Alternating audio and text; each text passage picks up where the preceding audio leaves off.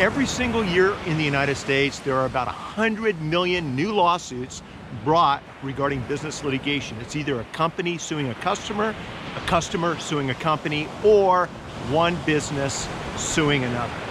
Before social media, the average business was involved directly or indirectly with a claim or litigation 3 times during its business career. I believe when we look back in about 10 years, that number is going to double because of social media and because of digital. 90% of these business lawsuits involve breach of contract related claims, and because of that, that's where we're going to start today.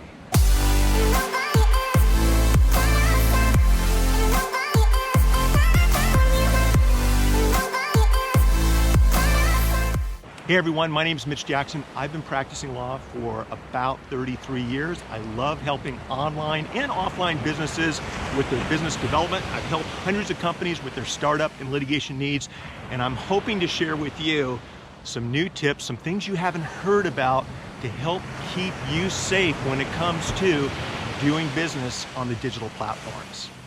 Now, before we get started, let me first say, while I am a California lawyer, and a pretty good one at that, I'm not your lawyer. No legal advice is being given during today's video presentation. And that's called a waiver. And we're going to talk about waivers, indemnity agreements, disclaimers, and privacy policies a little bit later in the video. I just like to walk my talk. And speaking of walking my talk, rather than doing this video from behind my desk, I wanted to share with you Strand Speech. Those of you that follow me on social, you know where I like to run, you know where I like to walk out, you know where I like to spend my free time. It's usually right down here or up at the headlands. And so I thought we'd have some fun and shoot today's video from my beach. Success strategy number 1, use written contracts, use written agreements. I can't tell you how many times I've helped a company out that entered into a new deal with a client, or maybe a brand ambassador, or maybe a new third-party supplier, where they basically hammered out the deal with a couple of text messages, a couple of Twitter DMs. Fast, it's easy, everybody's on the same page, supposedly at the beginning of the transaction. The problem is when you fast forward 6 months or 12 months later, and not every single term and conditions, they're not set forth clearly in writing, they're not executed by all parties involved in the transaction, parties with authority. So strategy number 1 is to always document everything you do in writing. Enter into formal contracts, formal sales agreements. Every time you have a transaction, make sure it's documented. Use DocuSign, use other companies where you can upload templates, you can obtain digital signatures quickly and on the fly from your phone, from your iPad, from your laptop, to help document exactly what you've just agreed to do with a business partner, with an agency, or with a client or customer.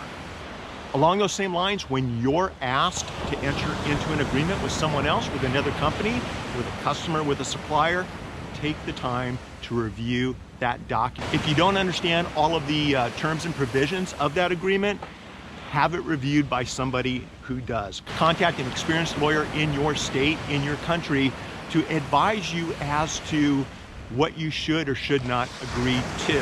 I'll tell you right now, with the hundreds of startups that I've helped over the years, there's 2 things that every single startup had, every single successful startup had, that those that failed didn't. And those 2 things are, number 1, they had a good lawyer or law firm in their back pocket to consult with, to advise, to follow their instructions, to understand the implications and the legal ramifications. And number 2, they had a great accountant or CPA. Without exceptions, every single startup I've dealt with had those 2 assets working 24/7 for them. Bonus tip number 1, when it comes to creating and using agreements, make sure there's a tax provision in there, especially if you're dealing with businesses that are in different states or in different countries. The tax requirements, the tax filing requirements, the tax ramifications are different, and make sure you delineate those differences in writing in your agreements. Bonus tip number 2 to strategy number 1 is make sure you delineate in writing what the relationship is between the parties. Everyone that's involved in the written contract or an agreement. Are they an employee? Are they an independent contractor? Are they an independently owned third-party company? Make sure you specify the relationships of everybody in the agreement, everybody in the contract in writing. Bonus tip number 3 when it comes to written agreements, make sure you specify intellectual property rights. Who has copyright ownership? Who has license ownership? Make sure you set forth all of these details in writing. Bonus tip number 4 when it comes to written agreements, make sure you delineate in writing clearly and concisely any confidentiality issues, needs, or requirements. Bonus tip number 5 to the first strategy tip, which is to have and use written agreements, is to make sure there's a legal compliance provision. In other words, everybody involved in your agreement has agreed to do what they need to do, to file what they need to file, to comply with all legal requirements in their state, maybe at the federal jurisdiction or state level, or international, if you're doing business with companies located on the other side of the world. Strategy number 2, do business as a corporation, a limited liability company, or as a legal entity, whatever works best for you based upon your products, your services, and your location. Talk to a lawyer in your state for advice as to what's your best option. Now, if you're a brand manager, if you're an agency, if you're managing a company and you're doing business with a third party, are you doing business with that third party as an individual, or are you doing business with that third party as a corporate entity, as a limited liability company? Make sure when you use those written agreements that we talked about, the status of the other party, the capacity that they're entering into that written agreement as, is clearly set forth. Are you entering into an agreement with them as an individual? Are you entering into an agreement with them as a corporation? Or if it is a corporation, are you also getting them to individually, especially for new corporations that don't have assets, are you getting that corporation to individually guarantee their promise to perform by having their officers and directors step up to individually promise to enforce and respect and back up the contract that the company, LLC, or corporation's entering into. That's what I'm trying to say is you can get the individuals behind the new company to personally guarantee performance by that company. Now keep in mind, when you set your companies up, that's normally not the difficult part. The challenge I see as a lawyer, as a litigator, is running your company on an annual basis, year by year, and following all the rules and regulations. Are you doing the necessary paperwork each year? Are you running your company as a business as opposed to an individual sole proprietorship? Are you complying with all state and federal or international tax requirements? You want to make sure you sit down with a lawyer, with an accountant, and you're crossing your T's and dotting your I's, because as long as you set your company up correctly and you do business as a legal entity, then there's a legal protective shield between your business liabilities and your personal assets, okay? It's the corporate veil. And as long as you run your business like a business each and every year, your business liabilities will not roll over into your personal assets. The problem I see is when people don't do all of the above, and a creditor, a judgment creditor, a plaintiff in a business litigation case, they can go after the company and then they can go after you individually. So you want to make sure you're doing business as a business and you separate your business efforts and liabilities from your personal assets, and that includes your teams. You've got to talk to your teams about making sure when they do business, they're clearly doing business on behalf of your company, and what they're saying, what they're doing, what they're promoting offline and online isn't interpreted as something that they're doing as an individual. Super important. Quick side note, for those of you doing business and you're watching this and you're doing business as a sole proprietor or as a general partnership, I'm not a big fan of either of those approaches to doing business. It just opens up the liability door to your personal assets being exposed in a business claim or business litigation case. Talk to somebody in your state, in your country, about how you can take your company and convert it over into the proper business entity, and you won't have to worry about some of the things that we're talking about here in strategy number 2. Okay, strategy number 3, use waivers, use disclaimers, privacy policies, indemnification agreements. Incorporate all of these terms and conditions in all of your written agreements that we talked about in strategy number 1, and link to your waivers, your indemnity agreements, your privacy policies, your disclaimers, link to them from your websites, from your landing pages, from your social media posts, so that everybody's on the same page as to what's being shared, what's being discussed, how much can somebody rely upon what you're saying. Is it just a thought? Is it an opinion? Or are you actually giving advice based upon what you sell for a living or what you do for a living to your clients and customers that they can rely upon? Be very clear about the scope of what you're saying, and if you use waivers, disclaimers, indemnity agreements, you can protect yourself and avoid any misunderstandings, which oftentimes do result in unnecessary claims and litigation. Strategy number 4, promote your products and services through your company and not through you as an individual, not through your employees as individuals. It's super important that your customers and clients, or prospective customers and clients, understand that they're doing business with a company and not you individually. Once again, this falls back on separating your business liabilities from your personal assets. What I like to do is recommend that my clients do what I did at the very beginning of today's video. I included a waiver. I said, look, although I am an attorney, I'm not sharing legal advice. I'm simply offering different options, having a conversation, a couple of different solutions depending on where you live, where you're located, what type of business you run, that you may want to sit down and talk to an accountant, a CPA, or a lawyer about. You need to do the same thing. Not only do you want to start, especially on social media when it comes to video and live video, towards the beginning of your presentation with some type of friendly but obvious and clear waiver, but I would say every 10 minutes or so you want to come back full circle and throw that waiver in again. Super important, because you have people joining the live stream later on. You have people diving down into a blog post and skipping the top portion. So every once in a while, include that waiver link more than once, especially when it comes to video and live video. That's a pro tip. You can also include your waiver link, set up a page on your website or blog, include that waiver link in emails, in text messages, on any of your social media posts, social media profiles.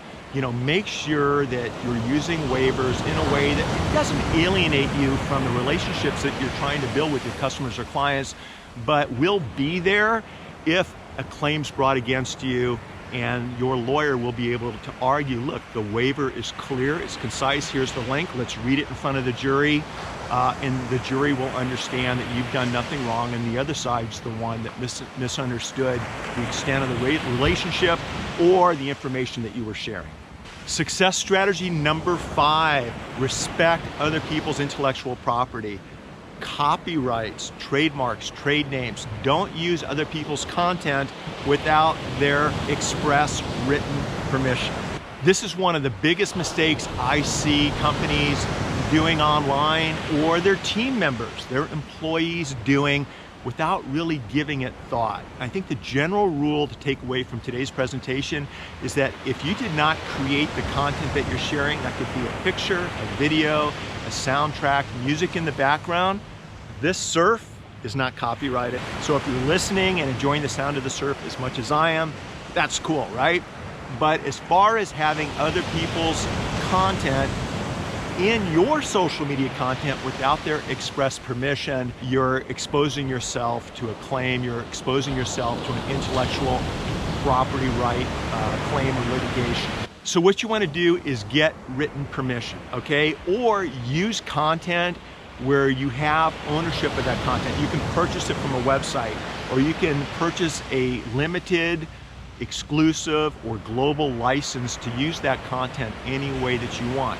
And you've got to make sure your team members are on the same page when it comes to everything we just talked about with intellectual property rights. Now, there are some exceptions to what I just said, and it's called the fair use doctrine. Fair use doctrine may allow you to use somebody else's copyrighted information. And you notice how I said may? For educational purposes, for news purposes. But what I've noticed is that this particular exception is very gray. And when these claims get litigated, whether you win or lose, it can be expensive.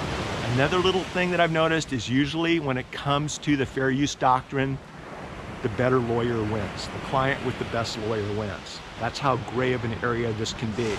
So don't put yourself in that situation. Create your own content. Only use content that you've got ownership or license or other use rights to, and you'll stay safe and sound. But remember to make sure your employees and your team does the same thing. Strategy number 6, social media influencers. You have 3 players in this equation. You got the brand, the company, you've got a marketing agency, and you've got the social media influencer. You've got multiple relationships taking place right here, right? Okay, here's the thing. Regardless of what hat you're wearing, you're the company, you're the agency, or you're the influencer, you want to make sure you're using written agreements, brand ambassador agreements, influencer agreements, independent contracting agreements to delineate the relationship between you and whoever else is in this 3-party chain. Critically important. The brand, the company dealing with the agency, or if you're dealing directly with the influencer, you've got to have an agreement laying out all of the terms and conditions. The scope of influence, what's going to be involved, what is the term, what platforms will that influencer be sharing content on, how much creativity does the influencer have, what if something goes wrong, what if that influencer doesn't follow FTC disclosure rules, who's liable, who's responsible. In these agreements between the brand and the agency and the influencer, you can set forth ahead of time all of these details. I highly encourage all of you, when dealing with third parties, whether you're the agency dealing with the brand or the agency dealing with an influencer, make sure that there's liability insurance coverage. Make sure that influencer has liability insurance coverage in case he or she does something wrong. That influencer is going to get named in a lawsuit. You as the agency are probably going to get named, and the brand may get brought into the lawsuit also because of its deep pockets. If there's appropriate liability insurance coverage, either on behalf of the influencer, or if you switch it around a little bit and it's because the agency or someone on your team did something wrong, but you've got liability insurance coverage, you can negotiate coverage with carriers in a way where everybody's protected. Along those same lines, you want to use indemnity and equitable apportionment clauses in your agreements. What that means is if you're one of these 3 parties and you get named in a claim and you didn't do anything wrong, but if I'm the agency and the brand did something wrong or the influencer did something wrong, what these provisions allow you to do is defend yourself and then seek reimbursement for attorney's fees, costs, and damages from the responsible party. And if you have all this laid out in writing ahead of time, it will not only, one, protect you at the end of the case, but oftentimes it will help you negotiate an exit from the claim or an exit from litigation early on in the matter. It gives you better bargaining position to get out of the entire mess before it starts snowballing into something really, really bad. So make sure you document your relationship between the brand, the agency, and the influencer, depending on which hat you're wearing, and you've covered all terms and conditions, including insurance and including indemnity and reimbursement provisions. Strategy number 7 is not really a legal strategy, but it's a super important strategy, and that's customer experience. Customer satisfaction, how you're engaging with your clients and your customers, especially when there's a problem. If you go about it the right way, you can eliminate 99% of the issues just through exemplary customer service, right? People who like brands and they like doing business with you, or your team members or your employees or your agents, guess what? They don't want to bring a claim against you. They don't want to bring litigation against you. Generally what we've seen, and I've been litigating cases for 33 years, usually somebody gets pretty upset with somebody else. They've tried everything else, there's no resolution, and so they drop gloves and they take them to court. Instead, I highly recommend that you work with your team on always providing the best customer experience that you can. This includes management also internally engaging with their team. It includes the team engaging with third parties, with customers, with vendors. If you take the high road, if you avoid unnecessary disagreements online, okay? If you're always polite and you always try to do the right thing, what I've noticed is those are the same companies the same executives, the same owners, the same employees, the same team members that have very few complaints and very few legal issues. Now, there's an art to negotiation, right? Some of us are better than others at working out our disagreements, right? I have a SlideShare. I have a presentation I put on SlideShare a few years ago. It's got 40,000 plus views, and it's called A Trial Lawyer's Tips to Negotiation. Check it out on SlideShare. It runs through all the different people skills that you may want to put into use and share with your team to help minimize online and offline disagreements with clients, with customers and vendors. I mean, one of the most important things I've learned over the years is to separate the issue from the person. Be tough on issues, but be kind to people. Those are the types of tips that I share in my slides. Once again, it's called A Trial Lawyer's Negotiation Secrets, and you can find it on SlideShare or just reach out to me and I'll shoot you the link. Success strategy number 8, use mediation and arbitration provisions in your agreements, okay? I'm a firm believer of trial by jury. I love trying cases, it's what I like to do, but I'm usually one of the few people in the courtroom that's having a good time. So here's what I want you guys to do. Include mediation and arbitration provisions that will comply with where you're doing business. So they're state specific, they may be country specific, but it gives you a chance if there's a disagreement where everybody is required to participate in what I call a non-binding mediation. Go in front of a retired judge or maybe a professional arbitrator for 4 hours, maybe during the morning. You're in one room, the other side's in the other room. The arbitrator comes back and forth, and he or she tries to negotiate a resolution to whatever the dispute is.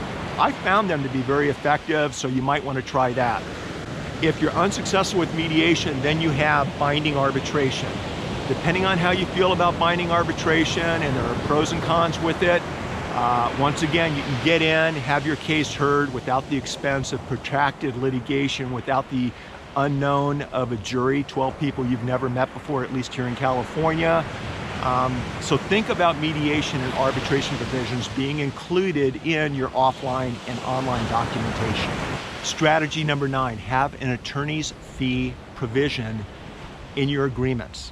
Okay, this will allow you access to a good lawyer to help either negotiate a resolution, to oversee what's happening in litigation, or if you go to arbitration, mediation, or trial, to represent your interests, whether you're a plaintiff or a defendant. What that means is, and once again, it's state specific, so check with a professional in your state, but if you're wrongfully named in a claim, if you're wrongfully sued and you have to defend yourself and you prevail at trial, having the appropriate attorney's fees clause in your contracts will allow you to demand through the judge that the other side reimburse you for your out-of-court expenses, cost, and attorney's fees, and your in-court expenses, cost, attorney's fees, and expert fees. So it's a great provision that, once again, will protect you if and when you need it, but it's also a good deterrent early in a claim. When your lawyer points out to the other side who's bringing a frivolous claim, listen, I guess you have the right to file the paperwork to bring this claim, but you need to understand you're not going to win, and when it's all said and done, you're going to have to reimburse my client for all of its attorney's fees, costs, and expenses. Oftentimes, the other side will just walk away. Powerful provision to have in all of your agreements. Strategy number 10. This is super important, especially for those of us doing business, running companies that have national or global connections. Have a venue clause, a choice of law clause in all of your agreements and in all of your written policies, both offline and online. What this means is that if I'm selling surfboards here in Southern California and I sell a surfboard to somebody in New York, I sell a surfboard to somebody in London or Paris, and something happens to that surfboard and somebody's injured, it snaps in half and somebody's cut, I don't know, whatever it might be. If I have the right venue clause, the right choice of law clause, what that means is that disgruntled customer needs to travel all the way here to Southern California, which isn't a bad place to hang out, right? But it's expensive to travel and litigate from the other side of the country or the other side of the world here in Southern California. It allows me to pick, it allows me as a company to pick where all claims and litigation are going to take place, and once again, it's a great deterrent to head off claims and lawsuits from the very beginning. I have a bonus tip. It's 11. Okay, I have a bonus tip. And I thought about this after I already put together some talking points for this presentation, but this is a big deal. And I think everybody that's managing a company, a team, that's involved with other organizations, you're attending conferences, you're around a lot of other people, you definitely want to make sure everybody's up to speed on what the sexual harassment and Me Too laws, rules, and regulations are in your state, in your country. It's critically important that you, as a team leader, as the owner of a company, as a member of the team, as an employee with the team, understand what the rules and regulations, what the laws are when it comes to sexual harassment, when it comes to Me Too types of claims, whether it's your conduct, whether it's how you respond to inappropriate conduct, what's the reporting process, what's the internal process for dealing with these issues. And I think having everybody on the same page from the very beginning with respect to sexual harassment and Me Too issues, I think will go a long ways to avoiding having these things ever come up. But the real issues, it's something that we do need to focus on. And I just wanted to toss in my quick thoughts on those two topics. So that's it, you guys. I hope you enjoyed today's presentation. I hope I planted a few seeds, shared a couple of approaches, a couple of strategies that you can start to immediately implement in your company. You can sit down with your team, with your ownership, whoever it might be, and start incorporating some of the things that we talked about, hopefully everything we talked about, into your daily strategies and into your daily business activities. My name is Mitch Jackson. I absolutely love what I'm doing. If you guys have any questions, if you want to reach out, just contact me at Streaming.Lawyer. That's my unofficial law firm blog live video site. But jump over to Streaming.Lawyer, say hello, connect with me, and between now and then, you guys just enjoy the journey and make each day your masterpiece.